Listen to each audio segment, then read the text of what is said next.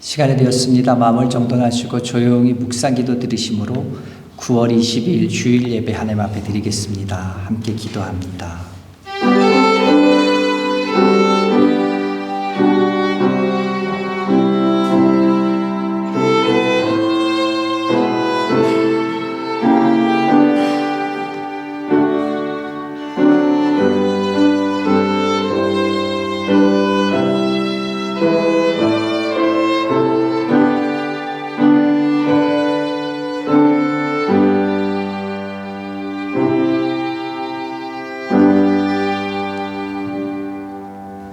여호와는 나의 목자시니 내가 부족함이 없으리로다. 그가 나를 푸른 초장에 누이시며 쉴 만한 물가로 인도하시는도다. 내 영혼을 소생시키시고 자기의 의를 위하여 기름으로 내 머리에 바르셨으니 내 잔이 넘치나이다. 내 평생의 선하심과 인자하심이 나를 따르리니 내가 여호와의 집에 영원히 거하리로다. 아멘. 하나님 아버지 감사합니다. 주께서 불러주셔서 오늘 주 앞에 나왔습니다. 사랑하는 자녀들, 우리들의 마음을 잡아주시고 주장하여 주시고 하나님께서 원하시는 가운데 복된 가운데 주 앞에 예배드릴 수 있는 우리들 되어져 갈 수 있도록 주여 복 내려 주시옵소서. 세상 가운데 많은 일로 인하여 우리들 마음이 복잡합니다. 하나님 다 주 앞에 내려놓고 이 시간 온전히 주님만 바라보며 십자가만 바라보며 나아갈 수 있는 우리 될 수 있도록 주여 복 내려 주시옵소서. 예수님의 이름으로 기도드렸사옵나이다. 아멘. 사도신경 우리의 신앙을 고백합니다. 전능하사 전지를 만드신 하나님 아버지를 내가 믿사오며 그 외아들 우리 주 예수 그리스도를 믿사오니 이는 성령을 잉태하사 동정녀 마리아에게 나시고 본디오 빌라도에게 고난을 받으사 십자가에 못 박혀 죽으시고 장사한 지 사흘 만에 죽은 자 가운데서 다시 살아나시며 하늘에 오르사 전능하신 하나님 우편에 앉아 계시다가 저리로서 산 자와 죽은 자를 심판하러 오시리라. 성령을 믿사오며 거룩한 공회와 성도가 서로 교통하는 것과 죄를 사하여 주시는 것과 몸이 다시 사는 것과 영원히 사는 것을 믿사옵나이다. 아멘. 사랑과 은혜가 풍성하신 하나님 아버지, 오늘도 저희를 거룩한 예배의 자리로 불러주심을 감사드립니다. 2025년도 벌써 9월입니다. 이뿐만 아니라 저의 일생이 잠시 눈 감고 뜬 것 같은데 어느새 여기 지금 와 있습니다. 숨 쉬는 순간마다 주님의 인도하심이 있었고 저희의 삶 속에 주님의 예비하심과 따뜻한 손길이 다 있었음을 고백합니다. 그러나 그 은혜를 자주 잊고 살았고 믿음보다 걱정을 앞세웠고 주님의 말씀에 순종하기보다 세상의 편안함과 욕심을 쫓아 생활했습니다. 기도보다 우리의 힘을 의지했던 오만함과 연약함을 용서하여 주옵소서. 자비로우신 하나님 아버지, 이 시간 교회의 가정과 나라를 주님께 맡겨드립니다. 로고스 교회가 믿음 안에서 성숙하게 하시고 사랑을 나누며 서로에게 힘이 되게 하시고 하나님의 사랑을 세상에 전하는 통로가 되게 하시며 늘 하나님의 뜻을 분별할 수 있는 지혜와 용기를 주시옵소서. 저희 각 가정과 자녀들을 믿음으로 세워주시고 하나님의 말씀과 진리 위에 굳건히 서게 하옵소서.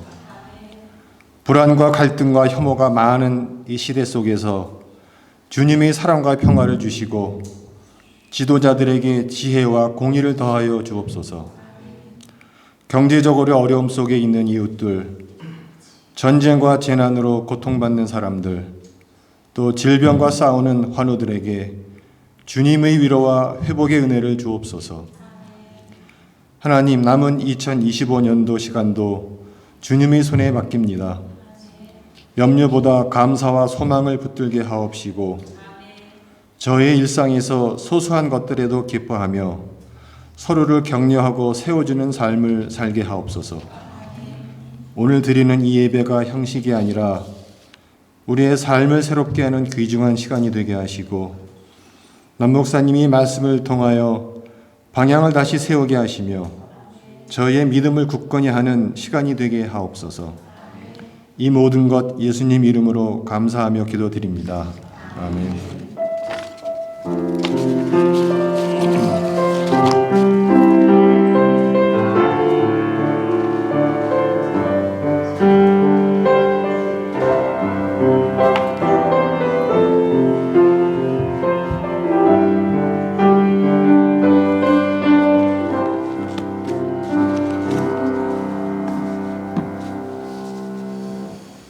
할렐루야. 지난 한 주간 평안하셨습니까? 우리 앞에 계시므라고 인사 나누시겠습니다. 안녕하셨습니까? 우리 함께 예배 드리시는 모든 분들 주님의 이름으로 환영합니다. 반갑습니다. 우리 여러 가지로 우리 예배 드리시지 못하시는 분들도 계시고요. 중보기도가 필요하신 분들이 있습니다. 위에서 함께 기도해 주시고요. 또 저한테 알려주시면 우리 함께 기도하도록 하겠습니다. 오늘 친교 식탁은요, 우리 교회 근처 있는 파괴소를 갖기로 하겠습니다. 일기예보상으로는 비가 한 5시 정도로 예상되어 있는데 아마 약간 흐려서 우리들한테는 정말 좋은 날씨일 것 같은데요. 섬겨 주신 우리 여선교회님들께 감사드립니다. 요 앞에 있는 길로 차로 한 1분 정도 거리니까요. 우리 함께 다 같이 가주셨으면 좋겠습니다. 오늘 마르지 않는 샘의 샘난에는요, 프린스 알버트에서 사역하고 계시는 김창석 그리고 박진아 선교사님께서 여름 사역 선교 보고를 해주셨습니다. 그래서 그 내용을 제가 요약해서 실었습니다. 열심히 사역하고 계신 우리 선교사님을 위해서 우리가 물질로 후원할 뿐만 아니라 항상 기도함으로써 우리 후원할 수 있는 우리가 되길 바랍니다. 맨 마지막에 보면은요, 사역 보고서 맨 마지막에 보면 사역을 위해 멀리 가까이서 함께 참여해 주신 분들, 그리고 후원과 기도로 동참해 주신 모든 분들의 사랑에 진심으로 또 감사드린다고 되어 있습니다. 우리가 함께 더욱더 기도하면서 동역할 수 있기를 간절히 원합니다. 오늘 주신 하나님의 말씀은요, 구약성경 시편 50편 16절에서 23절에 있는 말씀입니다. 제가 갖고 있는 성경책으로는 구약성경 838면에 있습니다.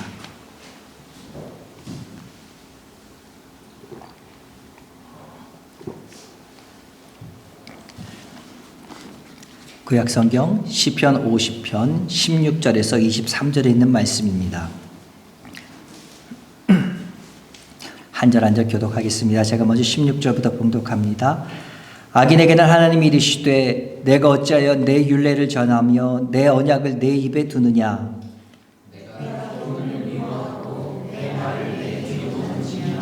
도둑을 본즉 그와 연합하고 간음하는 자들과 동료가 되며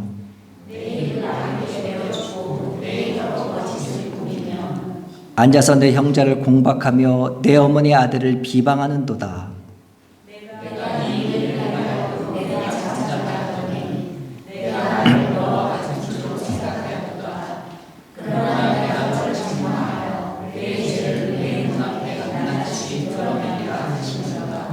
하나님을 잊어버린 너희여, 이제 이를 생각하라. 그렇지 않으면 내가 너희를 찢으리니 건질 자 없으리라.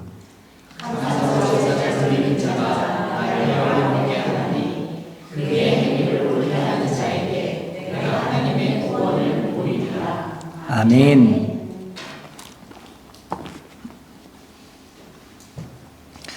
노벨 경제학을 수상했던 미국 프린스턴 대학의 데니얼 카너먼 박사라는 분이 계십니다. 그분이 이런 말씀을 했습니다. 사람들은 불확실한 가운데 문제 해결을 할 때 이성적으로 생각하고 판단하기보다는 머릿속에 쉽게 떠오르는 정보에 의존해서 판단한다라는 말을 했습니다. 그래서 이를 두고 심리학에서는요, 앵커링 이펙트라는 말을 합니다. 앵커가 뭐죠? 닻이란 말이죠. 앵커링 이펙트. 그래서 정박 효과 이렇게 말을 합니다. 무슨 말이냐면요, 배가 닻을 내리면은 그 닷에서부터 배하고 연결된 이 홑줄이라고 있지요. 이 홑줄의 거리만큼만 배가 움직이고 홑줄 안에서만 이렇게 배가 움직이고 벗어나지 못하는 것처럼 사람들에게 있어서 어떻게 처음 접한 수치라든지 처음 접한 정보 또는 인상적인 기준이 있을 때 그것에 우리의 생각이 고정되어져서 이후의 의사결정이나 판단을 할 때 그것이 영향을 미쳐서 긍정적으로 영향을 미칠 수도 있지만 잘못된 판단을 내릴 수도 있게 하는, 왜곡되게도 한다는 그런 내용입니다. 이것을 놓고 그래서 실험을 한 적이 있습니다. 사람들에게 물어봤습니다. 미국 미시시피 강이 한 500마일쯤 되냐고 물어봤습니다. 500마일쯤 되냐고. 그러니까 많은 사람들이 얘기합니다. 아니야, 1000마일 정도 될걸? 이렇게 대답을 했습니다. 대부분의 사람이. 그래서 이번에 똑같은 질문인데 강의 길이만 바꿔서 미시시피 강이 한 3000마일쯤 되냐라고 다른 사람한테 물어봤습니다. 그러니까 대부분의 사람들이 이렇게 대답하더라는 겁니다. 아니야, 미시시피 강이 한 2000마일은 될걸, 이렇게 얘기했다는 거죠. 기준점이 처음에 500에 뒀느냐 3000에 뒀느냐에 따라서 강의 길이가 1000마일이나 차이 나는 그러한 결과를 도출했다는 겁니다. 질문자의 질문의 기준점이 다르기 때문에 그렇습니다. 그런데 이 정박 효과가 우리들의 신앙생활에도 어느 정도 영향을 미치고 있는 것 같습니다. 우리들이 신앙생활을 해옵니다. 오래 신앙생활을 하면서요. 근데 어느 정도 머물러 있는 것을 느끼게 됩니다. 그러면서 내가 왜 이렇게 내 신앙이 머물러 있지 이렇게 생각하시는 분들을 가만히 보면은요. 하나님을 내 기준점에서 생각하는 그런 부분들이 많이 있음을 보게 됩니다. 오늘 본문에서도 하나님께서는 이 점을 분명히 지적하고 계십니다. 제가 21절 다시 한번 읽습니다. 내가 이 일을 행하여도 내가 잠잠하였더니 내가 나를 너와 같은 줄로 생각하였도다.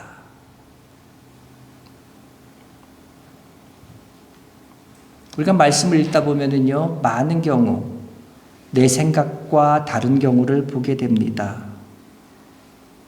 너희는 먼저 그의 나라와 그의 의를 구하라는 말씀이 있습니다. 이 말씀을 보면서 그의 나라와 그의 의를 구하면 모든 것을 책임져 주신다. 이 말씀에 우리는 아멘은 합니다. 그렇지만 우리 마음속에 이런 마음이 들죠. 참 좋은 말씀이지만 하는 그런 묘한 단서가 우리 마음에 생깁니다. 가난하지만 부하고 약하지만 강하다는 말씀을 들을 때 우리는 아멘하고 힘을 얻기도 합니다. 그렇지만 이왕이면은 가난보다는 부를, 약함보다는 강하기를 바랍니다. 성경에 있는 말씀 그대로 살 수 있다면 참 좋지만 그대로 믿고 실천하면 살 수 있는 사람이 어디 있냐고 반문하면서 합리화하지요. 특별히 교리 문제는 더합니다. 교리 문제는 성경이 없는 신학적인 부분이기 때문에 특히 그렇습니다. 그래서 내가 이해하고 받아들여지는 것만 내가 믿으려 합니다. 내가 하나님께서 이해시켜 주실 때, 하나님을 품을 수 있을 때 내가 그때 받아들일 수 있다, 받아들이겠다, 그렇게 말씀하시곤 합니다. 우리들과 동시대를, 같은 시대를 살았던 사람 중에 최고의 두뇌를 가진 사람을 얘기한다면 스티븐 호킹 박사를 아마 꼽을 수 있을 겁니다. 그분은요, 운동신경세포만 파괴하는 루게릭병에 걸렸습니다. 그래서 늘 언제나 휠체어를 의지하는, 늘 언제나 이렇게 삐뚤게 이렇게 해가지고 몸을 마음대로 가눌 수 없는 그러한 분이셨지요. 그렇지만 그는 이론 물리학자로 블랙홀에 대해서 집중적으로 연구합니다. 신체적인 장애로 인해서 그분의 움직임에는 제한성이 있었고 한계성이 있었지만 그의 머리는 무한한 우주를 마음껏 자유로이 넘나드는 어떤 지식의, 지성의 대명사 같은 분으로 손꼽힙니다.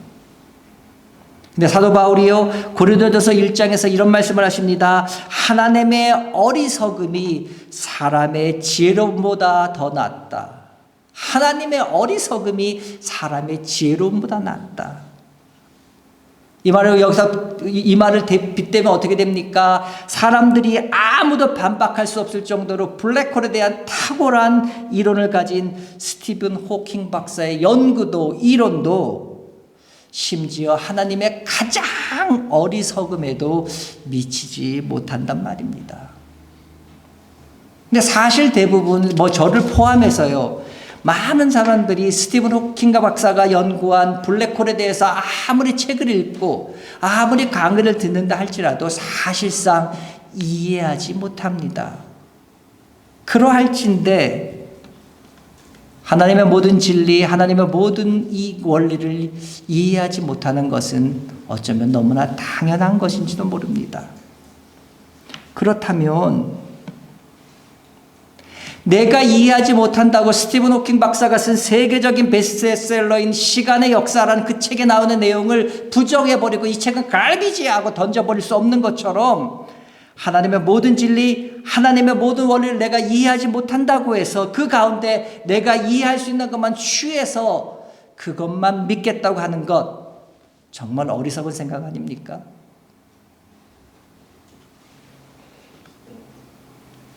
좁디 좁은 작디 작은 나의 작은 이성에 하나님을 담으려 하지 말고 하나님의 그 넓고 넓은 그늘에 내가 담기는 것이 수순입니다.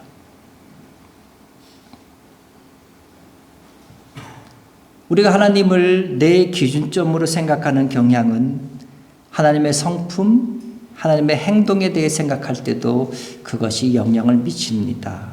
오늘 우리가 읽은 시편 50편에 보면은요, 하나님의 성품, 하나님의 행동에 대해서 1절에서부터 15절까지 잘 나와 있습니다. 1절에 보면은 전능하신 하나님이라고 나왔고, 2절에 보시면 하나님께서 빛을 비추신 하나님, 4절에는 자기의 백성을 판단하시고, 6절에서는 공의를 선포하신 하나님, 7절에서는요, 내 백성아 들어라, 내가 말한다, 하나님께서 말씀하십니다. 그러시면서 하나님께서 이 세상 모든 것이 다 나에게 속하였다 말씀하시면서 14절에서 감사로 하나님께 제사를 드리라. 그러면서 15절에서 우리가 잘 아는 너무나 유명한 말씀이 나옵니다. 환난 날에 나를 부르라, 내가 너를 건지리니 내가 나를 영화롭게 하리라. 이 말이 딱 나옵니다. 하나님이 어떤 분이신가 쫙 설명하고 너희들이 할 것은 무엇이다? 감사로 하나님께 제사를 드리고 나아가는 거다. 그럴 때 환난 날에 내가 너를 건질 것이고 그것을 통해서 너가 나를 영원하게 할 수 있을 것이다. 그러면서 이어지는 말씀이 악인은 하면서 오늘 우리가 읽은 본문이 나옵니다. 근데 여기서 오늘 나오는 악인이란 사람은요, 하나님을 모르는 세상 사람을 말하는 것이 아닙니다. 제가 16절 다시 한번 읽습니다. 악인에게는 하나님이 이르시되 내가 어찌하여 내 율례를 전하며 내 언약을 내 입에 두느냐. 악인이라고 말하는 사람들이 어떤 사람입니까? 하나님의 법, 하나님의 율례를 전한대요. 하나님의 말씀을 전한대요.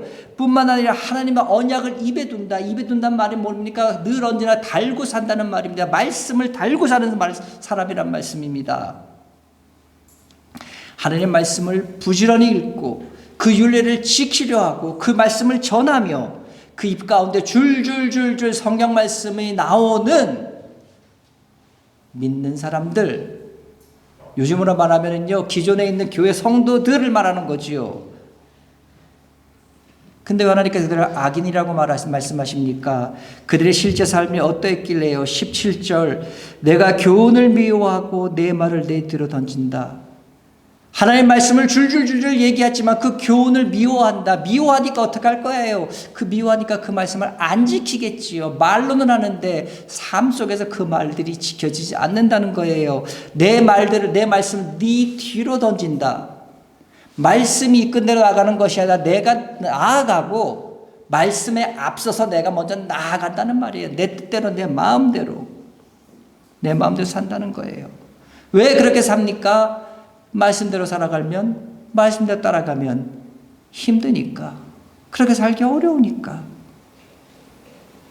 그래서 그들의 삶은 어땠습니까? 평소의 사람들은요, 하나님의 말씀을 얘기하고 율례를 얘기하고 하나님의 율법을 얘기하고 말씀을 줄줄줄 외웠지만 그들의 삶은 18절, 도둑을 본즉 그와 연합하고 간음하는 자들과 동료가 되며 19절, 내 입을 악에게 내어주고 내 혀로 거짓을 꾸미고 20절, 앉아서 내 형제를 공박하며 내 어머니의 아들을 비방하는도다. 입에서 나오는 말하는 것들과 행동하는 모습이 너무나 다르고 교회에서 고백하고 기도하고 찬양하는 모습과 밖에서 나아가서 사회생활에서 세상 가운데 사는 모습이 너무나 다른, 죄송합니다, 지금 나의 모습, 지금 우리들의 모습 아니냐 이거지요.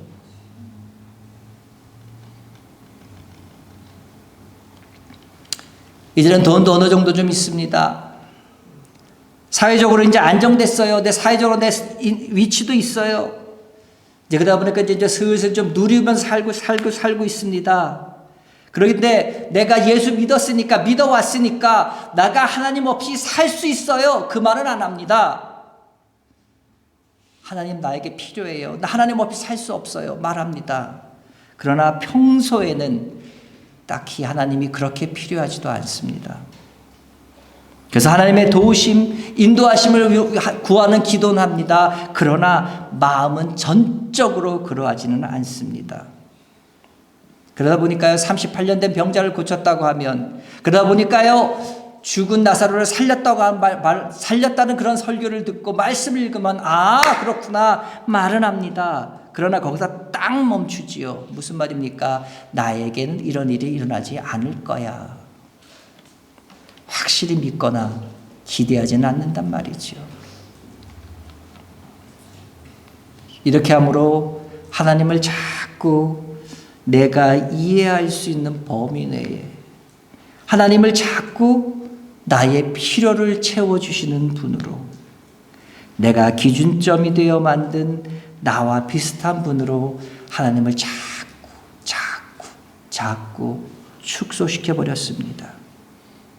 아이, 목사님, 저는 아니에요. 저는 그렇게 신앙생활 하지 않았어요.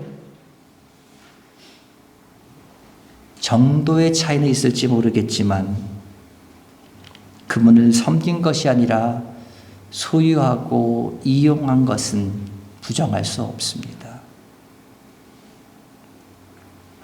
섬긴다고 했습니다. 그러나 실제로는 고민형처럼 조용히 내 옆에 모시고 그냥 내 곁에서 나를 지켜보며 나의 위안이 되어주는 그러한 존재가 되길 내가 바랬습니다. 그렇게 함으로써 그분을 한없이 쪼그라뜨렸습니다. 쪼그라진 그마저도 내가 원하지 않는 부분이 있고 그런 부분이 보여질 때는 철저하게 외면하고 그리고 거부했습니다. 하나님이 이렇게 쪼그라뜨린 결과 하나님은요, 언제나 나에게 웃어만 주는, 나에게 칭찬만 해주는 편안한 우상이 되어 있을 뿐 나에게 아무런 능력을 보여주고 행할 수 있는 분이 아닌 나에게 곰인형과 같은 존재가 되고 말았습니다. 이런 우리들에게 하나님은 뭐라고 말씀하십니까? 21절, 내가 이 일을 행하여도 내가 잠잠하였더니 내가 너와 같은 줄로 생각하느냐. 내가 그렇게 살아도 내가 잠잠히 있었더니 너와 나를 같은 줄로 생각하느냐. 착각하지 마. 지금 하나님께서 우리에게 말씀하고 계신다는 말입니다. 내 자신대로, 내 마음대로, 내 뜻대로, 내 유익과 욕심대로 아무렇게나 살아도 결과가 좋고 모든 것이 좋으면 세상은 잘했다고, 지혜롭다고 칭찬합니다. 심지어 믿는 사람들 안에서도 결과가 좋으면 과정이 어떻든 간에 그것이 하나님의 은혜라고 말하는 분들도 있습니다. 하나님의 잠잠하심 때문에, 하나님께서 참고 기다리심이겠다는 것, 기다리심이 때문이라는 것은 조금도 생각하지 않고, 그래서 앞으로 드러날 책망에 대해서는 조금도 두려워하지 않고 지금 현재 그 삶만 즐기고 있습니다. 우리 하나님요, 이율배반적인 분 아닙니다. 우리 하나님 모순된 분 아닙니다. 우리 하나님 안과 박이 동일하신 분, 말과 행동이 일치하신 분이십니다. 하시겠다면 하시는, 세상에서 적당히 눈 감아주고 교회 안에서만 눈을 부릅뜨고 계신, 교회 안에만 계신 하나님이 아니십니다. 그렇기 때문에 우리는 이제 결단해야 됩니다. 내 앞에 두 가지 선택이 있습니다. 내 크기로 내가 쪼그러뜨려 버린 그 하나님을 내가 하나님이라고 부르면서 그냥 편안하게 살 것인가? 아니면 나에 의해 쪼그라진 그 하나님을, 그 우상을 파괴해버리고 이제 있는 그대로의 하나님을 만나기 위해서 내가 새로운 모험을 시작할 것인가? 제가 여기서 모험이라고 말씀드린 이유는요, 모든 모험에는 언제나 위험이 따르고 두려움이 따르기 때문에 그렇습니다. 네팔에 가면 히말라야 최고봉이 있습니다. 그 히말라야 최고봉을 등반하려고 하는 모험하는 사람들이 있어요.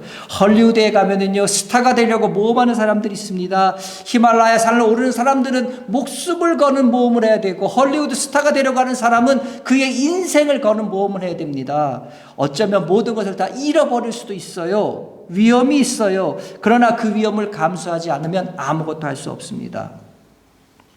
내가 만든 우상을 파괴해버리고 모험을 시작하는, 하나님을 만나는 그 모험 역시 마찬가지입니다. 하나님은 나에게 그동안 내가 즐거워했던 것들을 내려놓으라고 말씀하실 수도 있습니다. 지금까지 살아왔던 나의 삶의 방식이 잘못되었다고 뜯어 고치라고 말씀하실 수도 있습니다. 바꾸기를 원하실 수도 있습니다. 내가 가장 소중하게 여겼고 내가 가장 가치 있었던 것들을 내려놓으라고, 포기하라고 말씀하실 수도 있습니다. 사실 우리가 만든 우상을, 내가 만든 우상을 섬기는 것에 만족하고 있었던 진짜 이유가 하나님이 나에게 이런 것들을 요구하실지 않을까 하는 두려움 때문에 여러분 아니었습니까? 그래서 때때로 나에게 드러나는 하나님의 뜻을 애써 외면하면서 모험 대신 그냥 편안하게 내가 하나님이라고 부르는 나의 우상을 섬기느라고 고집하고 있었던 우리의 삶 아니었냐 이거지요. 그러면서 나의 신앙이 10년이 지났네, 20년이 지났네, 30년이 지났네. 그래서 그 자리에 그냥 머물러 있는 그런 모습 아니었냐 이거지요.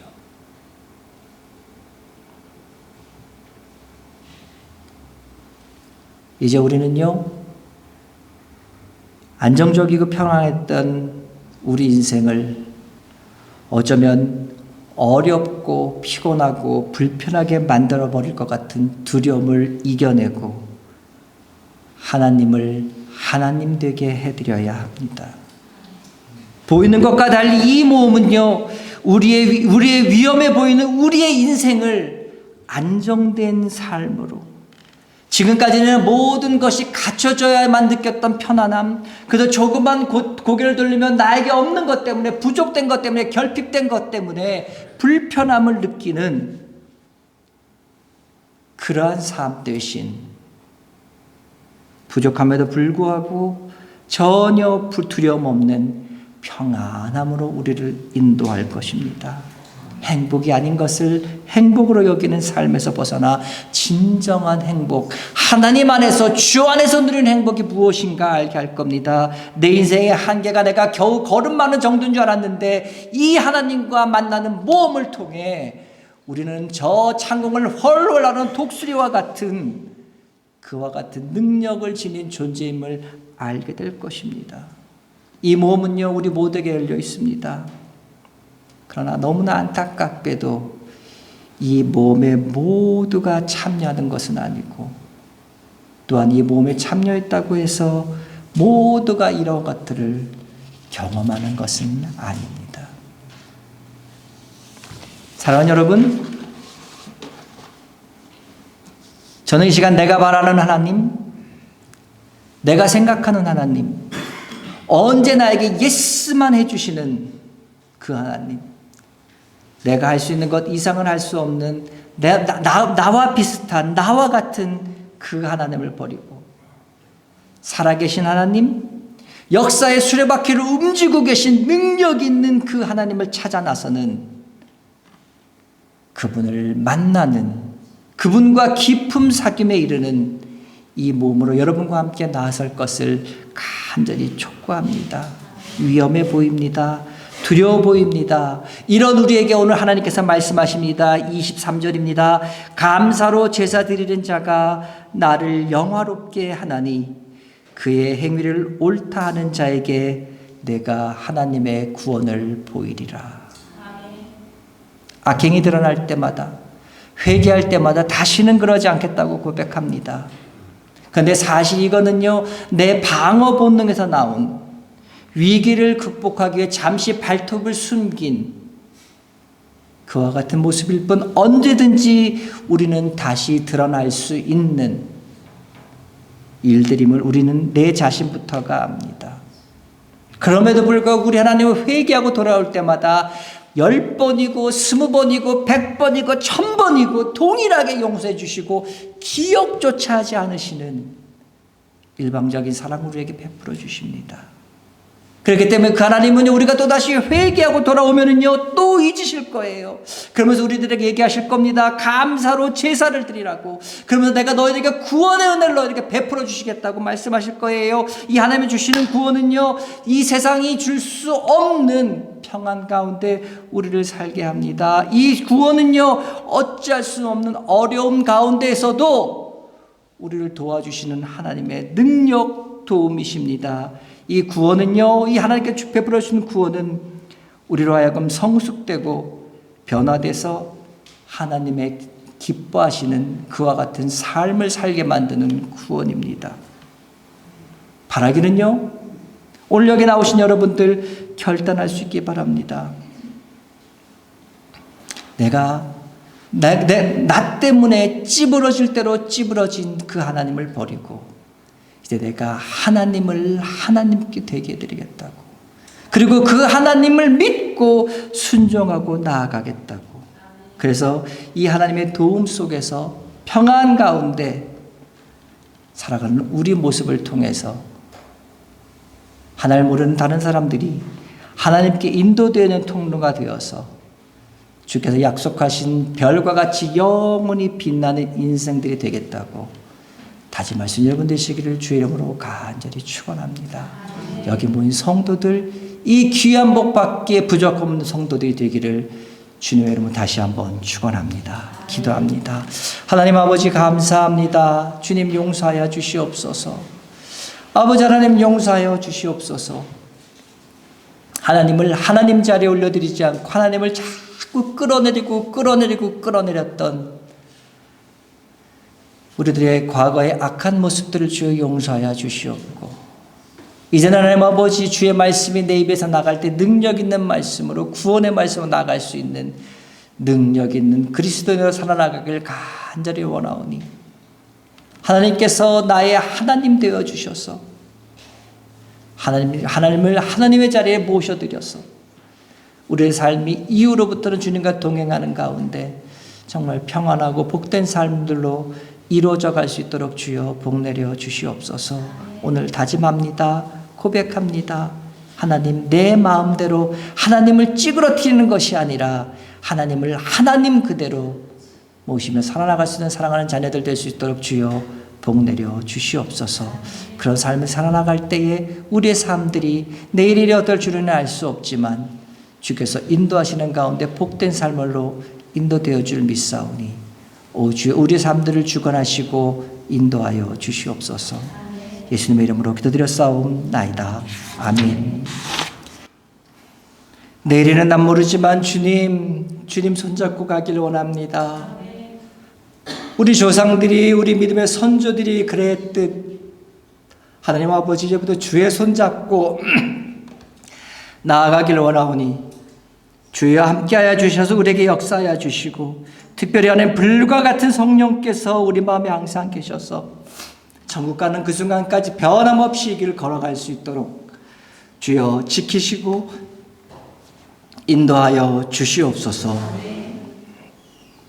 우리 주 예수 그리스도의 은혜와 하나님 아버지의 그 크신 사랑하심과 성령님의 감화, 감동, 위로, 교통, 역사 충만케 하심이 하나님을 하나님 되게 모시고 살아나가기를 다짐하는 사랑하는 성도들 머리 위에 오늘도 시작된 일주일 동안의 삶들 순간순간들 위에 이제부터 영원토록 함께 있을지어다. 아멘.